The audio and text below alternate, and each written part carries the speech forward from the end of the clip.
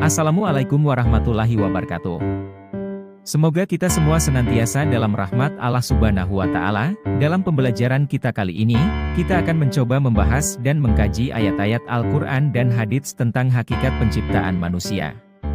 Anak-anakku sekalian, tujuan pembelajaran yang diharapkan dari pembelajaran ini adalah: yang pertama, peserta didik diharapkan mampu membaca, menghafal dan menerjemahkan ayat dan hadits tentang penciptaan manusia. Yang kedua, peserta didik mampu memaparkan keterkaitan kandungan ayat dan hadis tentang penciptaan manusia dengan fenomena sosial. Sekarang anak-anak, coba perhatikan gambar ini. Setelah kalian mengamati kedua gambar tersebut, apa yang bisa kalian pahami? Coba kemukakan pendapat kalian. Untuk lebih menguatkan pemahaman kalian, mari kita simak video proses penciptaan manusia berikut. Bagaimanakah proses kejadian manusia? Kejadian manusia adalah suatu proses berkembangnya diri seorang manusia yang berasal dari bukan apa-apa yang terjadi dalam kandungan seorang ibu. Sebagaimana telah Allah sebutkan dalam Al-Quran surat Al-Mu'minun ayat 12-14.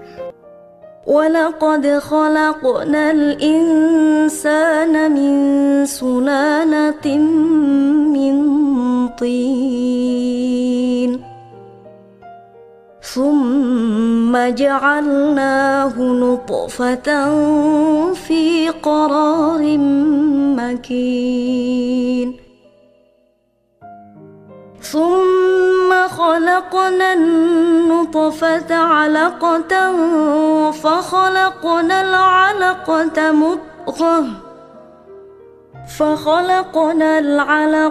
مُضْغَةً فَخَلَقْنَا الْمُضْغَةَ عِظَامًا فَكَسَوْنَا الْعِظَامَ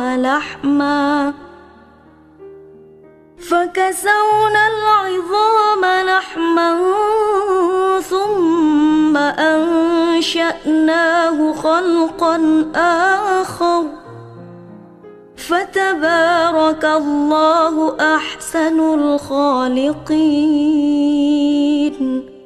Dan sesungguhnya kami telah menciptakan manusia dari suatu saripati, berasal dari tanah.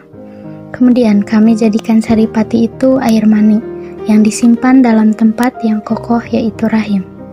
Kemudian air mani itu kami jadikan segumpal darah. Lalu segumpal darah itu kami jadikan segumpal daging. Dan segumpal daging itu kami jadikan tulang belulang. Lalu tulang belulang itu kami bungkus dengan daging. Kemudian kami jadikan dia makhluk yang berbentuk lain. Maka Maha Sucilah Allah, pencipta yang paling baik.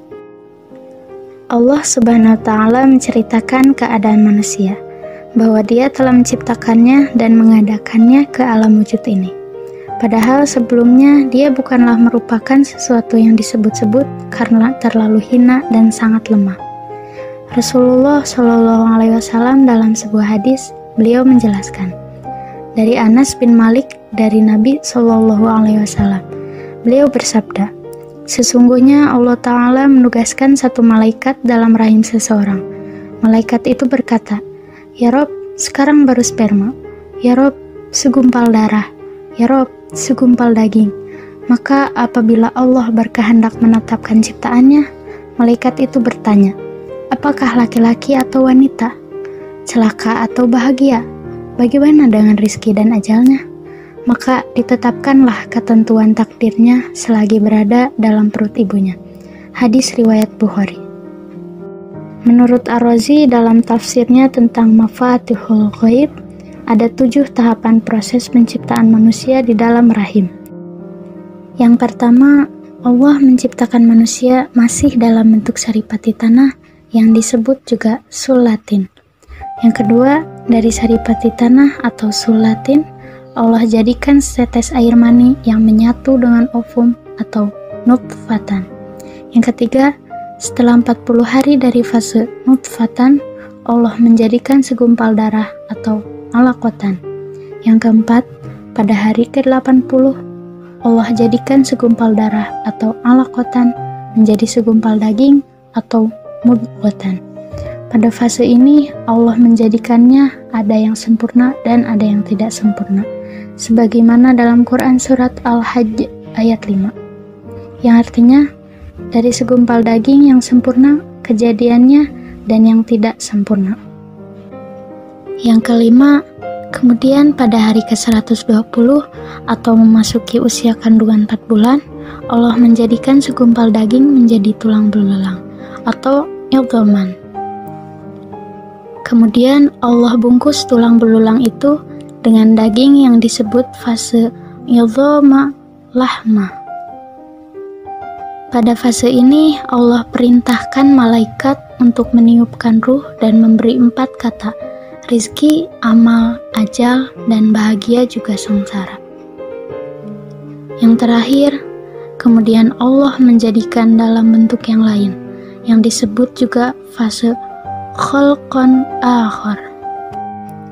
Para ulama berbeda pendapat dalam maksud kalimat bentuk yang lain. Di antaranya, menurut Ibnu Abbas, Mujahid, dan Ikrimah, maksud dari bentuk yang lain yaitu ditiupkannya ruh. Menurut Qatadah, yaitu tumbuhnya anggota badan dan rambut. Menurut Al-Hasan, ditentukannya jenis kelamin. Proses kejadian manusia ini mengingatkan kita semua bahwasanya kita sebagai manusia ada karena Allah yang menghendaki kita untuk berada di muka bumi ini. Manusia hanyalah makhluk yang Allah ciptakan dari sesuatu yang bukan apa-apa dan sangat lemah. Sehingga kita sudah seharusnya mengemban tujuan diciptakannya manusia untuk beribadah dan menjadi khalifahnya. Selain itu, ayat ini menjadi penjelasan bahwa sebelum adanya ilmu kedokteran, Al-Quran telah lebih dulu menjelaskan tentang proses kejadian manusia. Bukti konkret bahwa betapa dahsyatnya Al-Quran sebagai kalam Allah Subhanahu wa Ta'ala. Wallahu a'lam bishawab. Quran Surat Al-Mu'minun ayat 12-14 tadi menggambarkan tentang proses penciptaan manusia. Pada ayat 12-13, Allah Subhanahu wa Ta'ala menjelaskan bahwa manusia diciptakan dari saripati yang berasal dari tanah. Kemudian dengan kekuasaannya, Allah Subhanahu wa Ta'ala menjadikan saripati tanah tersebut nutfah atau air mani. Selanjutnya, terjadi proses pembuahan antara air mani laki-laki atau sperma dengan air mani perempuan yang disebut sel telur atau ovum. Hasil pembuahan tersebut tersimpan pada tempat yang kokoh, yaitu pada rahim seorang perempuan. Pada Quran Surat Al-Mu'minun ayat 12-14, Allah Subhanahu wa Ta'ala menjelaskan bahwa sperma dari laki-laki dan sel telur atau ovum dari perempuan itu melekat pada dinding rahim, kemudian akan membentuk segumpal darah atau alaqah. Dalam kurun waktu tertentu, segumpal darah tersebut berkembang secara berangsur-angsur menjadi segumpal daging atau mudghah. Kemudian segumpal daging tersebut berubah menjadi tulang belulang yang ditutup dengan daging. Proses penciptaan manusia menjadi sebuah janin sejak awal proses pembuahan terjadi selama 120 hari. Kemudian dalam kandungan seorang ibu, janin tersebut tumbuh dan berkembang serta memperoleh makanan dari ibunya melalui saluran yang menempel pada dinding rahim yang disebut plasenta. Di dalam rahim, Allah Subhanahu wa Ta'ala memberi 3 perlindungan yang kuat, yaitu perlindungan paling luar adalah dinding rahim ibunya, kedua kantong selaput yang elastis, dan ketiga air ketuban yang lebih elastis lagi. Ketika sudah waktunya tiba, janin tersebut lahir menjadi bayi yang memiliki organ tubuh yang sempurna. Maka dari itu mari kita renungkan anak-anakku sekalian, karena unsur-unsur manusia itu berasal dari tanah, ketika mereka meninggal dunia dan dimasukkan ke dalam tanah atau dikubur, badannya akan hancur lebur menyatu dengan tanah kembali. Jadi kesimpulannya, betapa Allah Maha Kuasa dalam menciptakan manusia yang sangat sempurna, tidak ada yang mampu menandingi ciptaannya. Itulah Allah Subhanahu wa Ta'ala yang tidak boleh kita sekutukan. Sebagai makhluknya, kita tidak boleh sombong dan angkuh di dunia. Kita harus patuh kepadanya dengan menaati perintahnya dan menjauhi larangannya. Baik, sebelum kita akhiri pembelajaran hari ini, saya akan membagi kelas ke dalam 4 kelompok. Masing-masing kelompok silahkan mencoba untuk mendesain diagram alur tentang proses penciptaan manusia. Demikianlah pembelajaran kita hari ini, sampai jumpa di pembelajaran berikutnya. Wassalamualaikum warahmatullahi wabarakatuh.